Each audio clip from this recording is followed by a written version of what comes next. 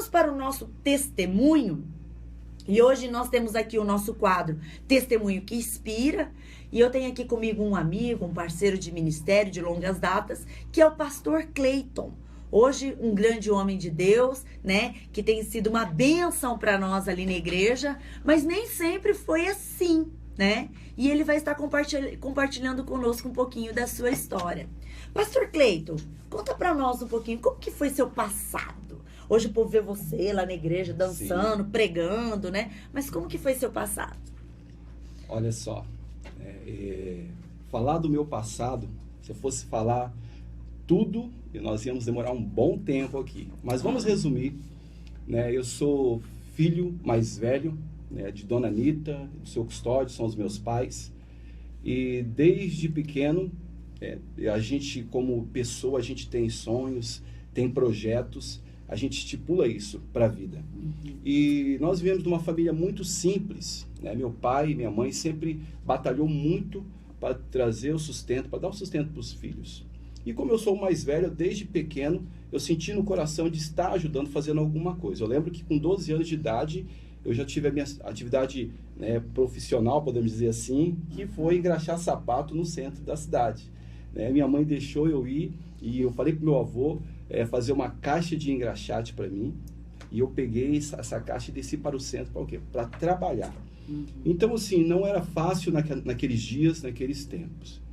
E algo que marcou mesmo, assim, o meu tempo, que eu trago umas boas lembranças, foi de quando eu tinha uns 6 anos de idade, né? O meu pai se reunia com a gente nos domingos e colocava música e nós começávamos a dançar.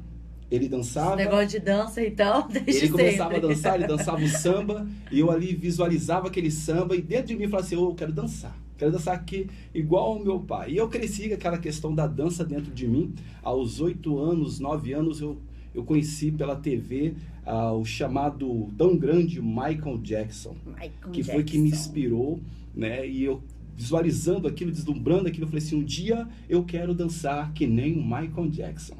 E eu tinha isso dentro de mim. Pois bem, chegando na adolescência, pastora, assim, um adolescente, ele vislumbra e conhece muitas coisas, né? Por mais que os pais, a minha mãe sempre me instruiu, o meu pai caminhoneiro, nem sempre ele estava presente em casa, mas a minha mãe ali dando suporte, instruindo, mostrando como nós deveríamos levar a vida, mas mesmo assim a gente conhece outras amizades. E essas amizades, elas acabam nos influenciando, né? Negativamente às vezes, né? Ou sempre às vezes. E foi quando eu comecei a me envolver com algumas pessoas, eu conheci o cigarro. Minha mãe sempre falava para mim assim, filho, não coloca cigarro na boca. Aí eu fumava escondido, você acredita? Ah, acredito. Escondido, eu chegava em casa, tá cheirando cigarro aqui, deixa eu cheirar a sua boca. E eu falava, não tá cheirando nada não.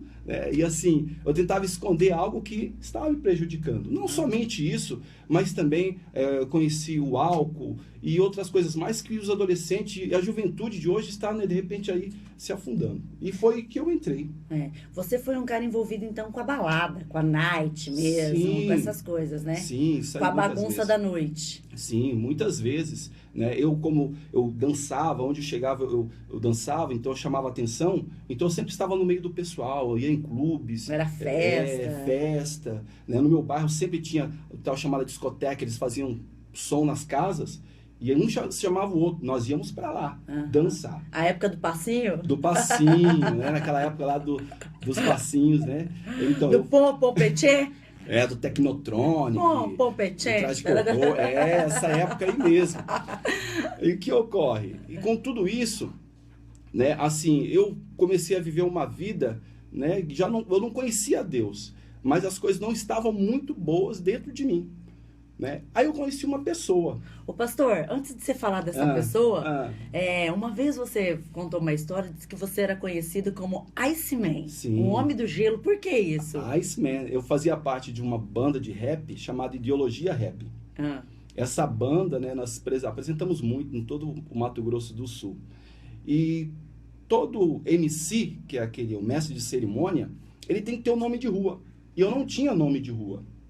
E na época, né, a liderança, o nosso líder lá, o nome de rua dele era Fofão. Fofão. Fofão, tinha o Fumaça, o Blackout, a Negabil, como que era o nome dos amigos? Vou falar. Era o Fofão, Blackout, Negabil, Serinha, Meu Deus. o Fumaça, Só gente boa. Big Nel, que era a minha galera da época. E eu não tinha nome de rua. Aí eu falei, vamos arrumar um nome de rua pro Cleiton. E aí começaram a pesquisar, já sei, vai chamar Iceman. Por quê? Homem de gelo. Esse menino ele é muito quieto, ele é muito tímido, ele é gelado, então ele vai ser o Homem de Gelo. Aí, você acha uma pessoa fria, né? Isso, aí permaneceu o Homem de Gelo. O Iceman. É aí que ocorre, né? Eu, envolvido com a dança e com as amizades, eu conheci uma pessoa que, assim, transformaram a minha vida, podemos dizer assim. Uhum. Né? Porque ela foi, assim, um instrumento para que as coisas pudessem acontecer. Porque, assim, um jovem que está na balada, está saindo o tempo todo, ele não tem muita preocupação com coisas. Uhum. Ele quer curtir, né? curtir. Eu conheci a pastora Regina, minha linda, amada esposa. Linda mesmo. Que já esteve aqui conosco. Né, eu conheci ela no orfanato, né? Ela morava numa casa, né? E ali eu ia sempre dançar, aos domingos eu dançava o break ali. E ela sempre estava por ali. E nós nos conhecemos, começamos a nos relacionar, começamos a namorar.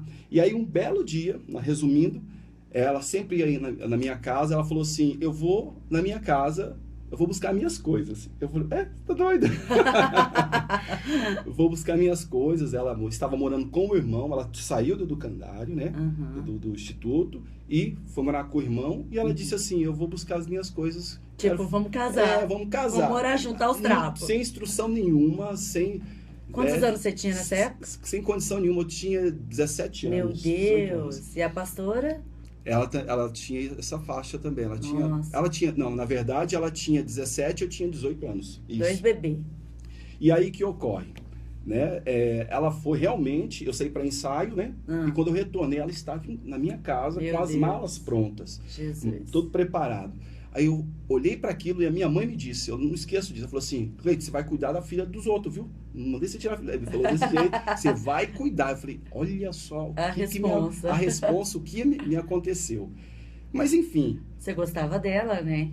Amava demais, amo até hoje, me posicionei e falei assim, não, sou homem e eu vou cuidar dela. Agora, parênteses aqui.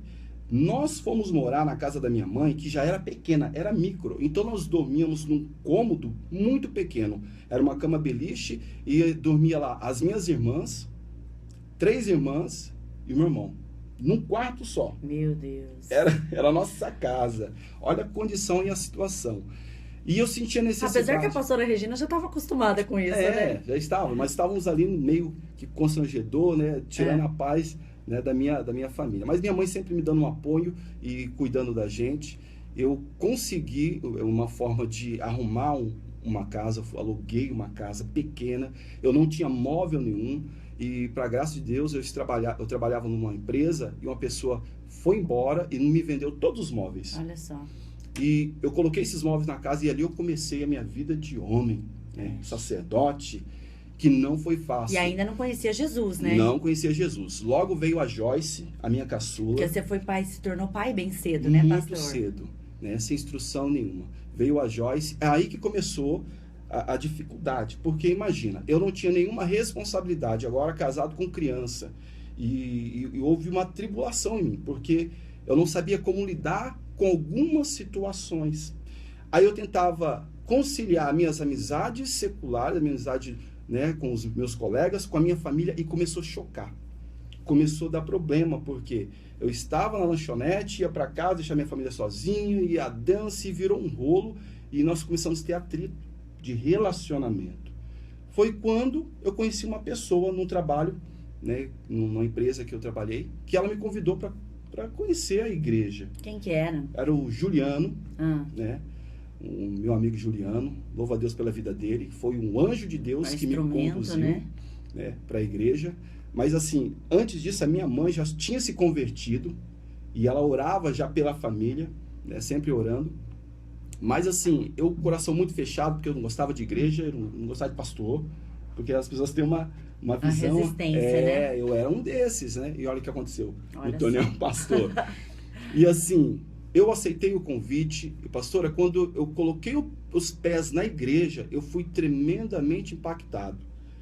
Por quê? Pelo amor das pessoas à minha pessoa.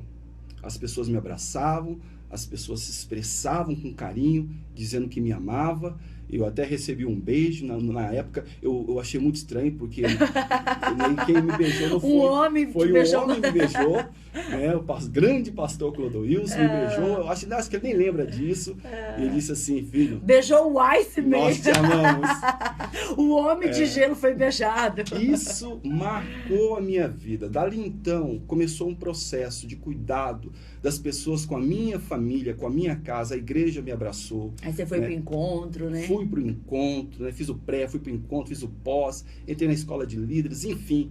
Eu mergulhei mesmo na unção de Deus, naquilo que Deus tinha para minha vida. Eu pensava, pastor, abrindo um parênteses, eu pensava que o talento que eu tinha, as coisas que eu sabia fazer, jamais poderiam entrar na igreja, que era um engano que as pessoas às vezes falam aí fora, né? Eu nasci com o talento da dança, da música, e o que Deus fez? Deus me tirou de uma condição, me estabeleceu na igreja para que isso pudesse ser usado no reino dele. Glória a Deus, né? Isso assim foi algo que me chamou muita atenção, né? E hoje, depois de 16 anos na casa do Senhor, né? 16 anos, eu louvo a Deus por cada pessoa que contribuiu para que isso fosse verdade, né? Em primeiro lugar a Deus, depois a minha mãe, que foi um grande instrumento, até hoje ela me ajuda, o meu pai, os meus irmãos, né, que sempre estiveram ali me apoiando. Hoje nós executamos um trabalho maravilhoso na igreja, né, voltado para os jovens, né, que a pastora bem sabe, que eu estou falando, minha pastora também, e nós podemos assim abraçar essa juventude que tanto precisa, porque hoje, né, o que ocorre? As pessoas não têm a instrução necessária. Em Deus elas podem ter essa instrução, que eu achei. Ou seja, de um engraxate, né? Um cara que era conhecido como um coração de gelo, hoje se tornou um paizão, né? Um paizão. Amém. Que tem muito, tanto pai espiritual quanto pai mesmo, porque quem não sabe, o pastor hoje tem 4 filhos, né? Quem que é o pastor Cleiton hoje? Hoje, né, eu sou o quê? Hoje eu sou um pastor que ama vidas, estou inserido, né, numa comunidade que prega o evangelho e que sente a necessidade de ajudar as pessoas. Como pai, né, eu aprendi muito em relação a ser pai, porque eu acredito que o segredo está nas famílias, a transformação está nas famílias. Então eu prezo muito isso. E a sua família é linda, viu, pastor? Linda. Eu tenho 4 filhos. São todos lindos, por dentro, por fora. Isso. A sua esposa também. É uma família muito querida por nós ali na IACG. A família, para mim, ela é a base de tudo, né, Verdade, pastora? é a base. Se você tiver um lar estruturado, você vai ser... É o espelho. Vai ser uma pessoa estruturada. É o espelho para a sociedade. Lares desestruturados geram filhos desestruturados. Às vezes nós estamos diante da sociedade, a gente vê pessoas casando, se separando e tal... E isso, às vezes, nós pensamos assim, as pessoas pensam, isso não vai ter problema. Quando se tem filho, gera um problema para os filhos, porque os filhos, eles sentem essa separação, eles sentem, né, e gera o quê? Uma ferida, uma rejeição. Então, hoje, né, eu sou totalmente voltado para a questão da família, né? Louvo a Deus pela vida da pastora Regina, minha esposa, uma mulher de Deus, sábia, que sabe conduzir a casa, né, os meus filhos obedientes ao Evangelho de Deus, sabe, assim, eu me alegro muito, louvo todos a Deus, na casa do glorifico Senhor, né? a Deus pela vida de cada um que tem batalhado. Joyce, Milena, Lucas e o Mateus. Todos fofos. Verdadeiramente, assim, Deus, ele colocou a sua mão poderosa sobre a minha vida. Eu só tenho a agradecer a todos mesmo. Né? Hoje, pastor integral na igreja, Sim. Né? Casado com uma mulher só, toda a vida, e Graças assim vai ser, a né? E pastor, assim, com a sua história de vida, porque assim, você não teve realmente uma vida, aquela história, eu morri, eu ressuscitei, você foi um cara, a sua história é um pouco semelhante à minha, né? Sim. A gente teve uma vida que é balada nervosa, é mundo, é festa, né? É bebida, essas coisas e tal.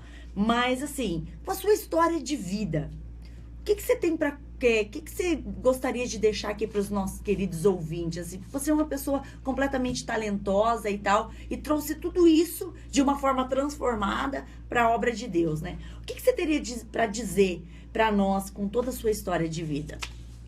Bem, o que eu tenho para deixar para todos os ouvintes, a galera que está assistindo, é que valorize as pessoas que estão à sua volta. Valorize a sua mãe, valorize o seu pai, o seu irmão, a sua irmã. Valorize as pessoas que estão próximas a você. Porque, irmãos, hoje nós estamos aqui. Amanhã nós não sabemos o que vai ocorrer.